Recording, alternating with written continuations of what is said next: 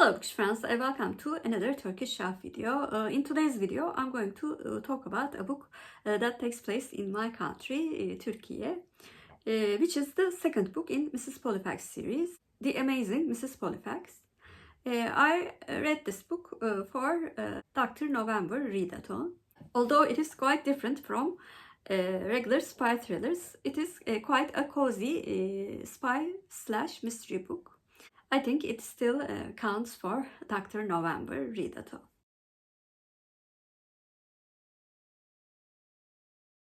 Dorothy Edith Gilman was born on June 25, 1923 in New Brunswick, New Jersey, USA. From childhood, she wanted to be a writer and even wrote stories for fun. As a young girl, she attended the Pennsylvania Academy of the Fine Arts, originally studying to become an illustrator before transitioning to fully writing. Dorothy married Robert Gilman in the 1940s. They had two sons, but their marriage actually ended in divorce, and she raised her sons largely on her own. Gilman has spoken about how being a single mother shaped her sense of independence and resourcefulness, the same qualities that appear in Mrs. Pollifax. Travel also played a significant role in her life, and these real-world experiences gave the Mrs. Pollifax novels their authentic international settings. Before she became famous for mysteries, Gilman wrote children's books under her married name, Dorothy Gilman Butters. Enchanted Caravan, published in 1949, was her first novel. She done her first adult novel, The Unexpected Mrs. Pollifax, in 1966.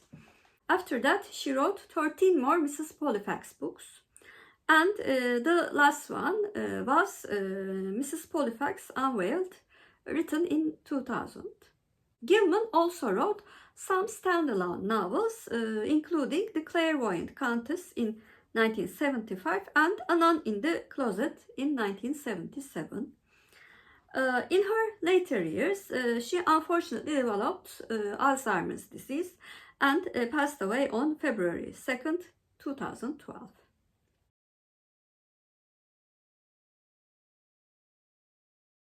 The Amazing Mrs. Pollifax was first published in 1970 by Doubleday, and the mass market paperback edition was published in 1985.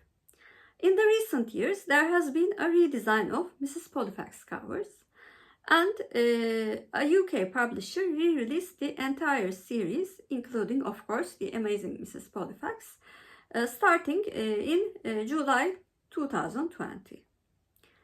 In the book, Mrs. Pollifax arrives in Turkey under a tourist cover, expecting a quick handoff. Instead, she was pulled into a dangerous political web.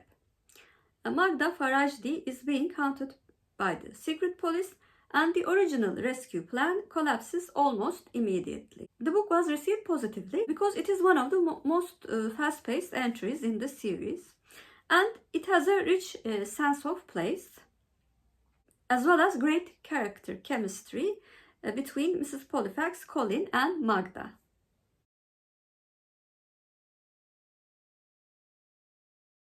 Though the book has quite a number of characters, three characters are at the forefront of the story. The first one is, of course, Emily Pollifax. She is a widowed grandmother from New Brunswick, New Jersey, and she is in her 60s. She lives a quiet life, but secretly longs for something meaningful and exciting. That desire leads her into the world of espionage. She is optimistic, polite, but quietly rebellious, compassionate, and surprisingly bold. Magda Farajdi is a prominent political figure and a freedom activist in her fictionalized country. She is widely respected for her intelligence, integrity, and commitment to justice. She is poised, principled, and courageous even under extreme threat. Colin Ramsay is a young but somewhat mysterious man whom Mrs. Pollifax encounters early in the adventure. He is resourceful, witty, charming, and deeply loyal, though his background is not fully clear at first.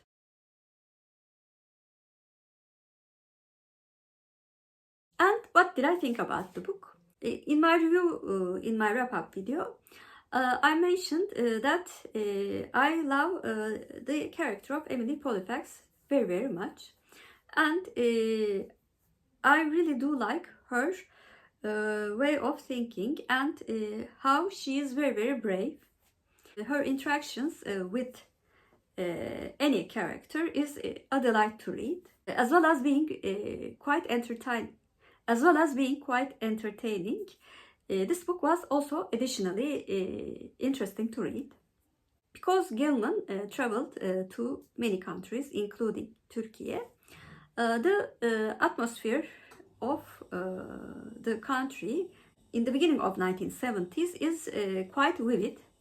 Although I was not born in that year, I remember the beginning of 1980s and what she told about the society, the cities that the book takes place in, especially Istanbul and Kayseri, are described quite accurately. I liked how Gilman touched upon the multicultural aspect of our country and how we all came from different ethnic origins but tried to live peacefully in Anatolia. I also said in my review that events happening in this book are quite unbelievable.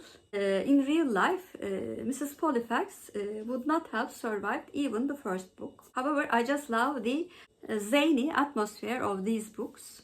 So overall, it was quite a delightful read for me, and I additionally recommend this book to my international friends because of quite vivid description of the society and the cities in the late 60s and early 70s.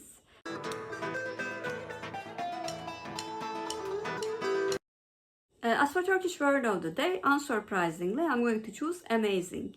Amazing means inanılmaz in Turkish, and inanılmaz is our Turkish word of the day. Have a good day.